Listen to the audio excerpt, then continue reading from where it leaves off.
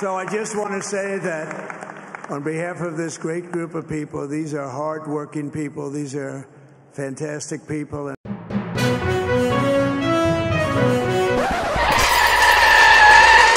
Prénom Donald, nom Trump.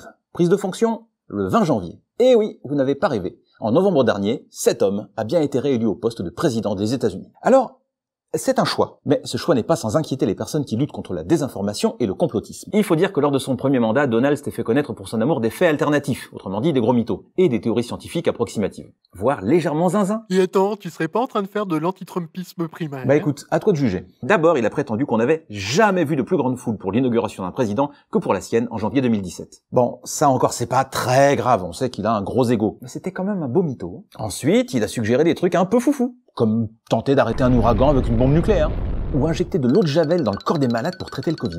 Non, heureusement, les experts l'ont pas suivi là-dessus. Enfin et surtout, il a prétendu que l'élection qu'il a perdue en 2020 lui avait été volée par les démocrates, qui auraient truqué le scrutin, sans aucune preuve que ce soit le cas. Et en provoquant au passage l'attaque du Capitole par ses supporters le 6 janvier 2021. Oh mais tout ça c'est super vieux, il a peut-être changé. Peut-être, mais pas sûr quand même. Déjà, il a partagé un certain nombre d'intox lors de la campagne électorale l'an dernier. On en a même fait une vidéo. Ensuite, une fois élu, il a annoncé les membres de son futur gouvernement. Et, comment dire, ça rassure pas vraiment. Alors, on passe rapidement sur des choix un peu étranges comme celui de Linda McMahon, la nouvelle ministre de l'Éducation, surtout connue pour avoir co-dirigé la Ligue professionnelle de catch. Bon, c'est folklorique, mais pourquoi pas. Déjà plus embêtant, le futur ministre de la Défense, Pete Hegseth. Un faucon sexiste, pro-armes et star de la chaîne Fox News, en guerre contre l'idéologie woke. Parmi ses idées, exclure les femmes des postes de combat et ne pas laisser les personnes trans intégrer l'armée. Ensuite, le futur directeur du FBI, Kash Patel.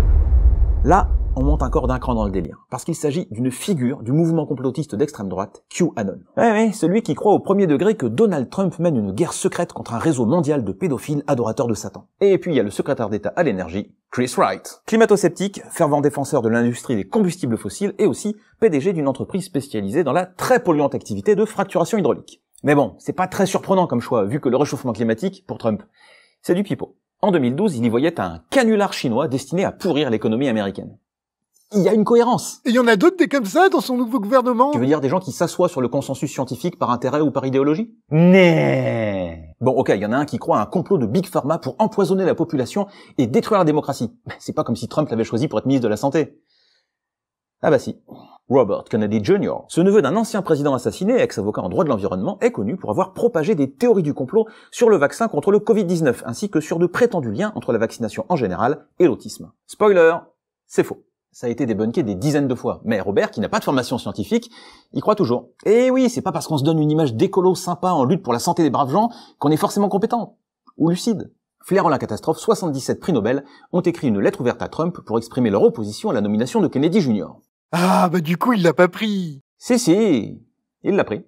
Mais c'est peut-être pas encore ça le plus inquiétant. Celui qu'on présentait il y a quelques années encore comme le Tony Stark du monde réel, l'homme qui veut coloniser Mars, Elon Musk, a lui aussi rejoint le gouvernement Trump. Le milliardaire de la tech sera chargé de l'efficacité gouvernementale. En gros, réorganiser les agences fédérales et assouplir des réglementations jugées trop strictes. Le souci, c'est que l'image de Musk s'est considérablement assombrie depuis qu'il a racheté le réseau social Twitter, depuis rebaptisé X, en 2022. Le patron de Tesla et de SpaceX a en effet largement utilisé sa plateforme pour diffuser des allégations de fraude électorale contre les démocrates. Il a aussi exprimé son accord avec des publications accusant les juifs de promouvoir la haine des blancs et d'encourager l'immigration massive. Enfin, sous sa direction, X a rétabli des comptes précédemment bannis pour avoir tenu des propos extrémistes, y compris des comptes appartenant à des néo-nazis. Bon, les défenseurs de Musk vous diront qu'il est surtout très attaché à la liberté d'expression.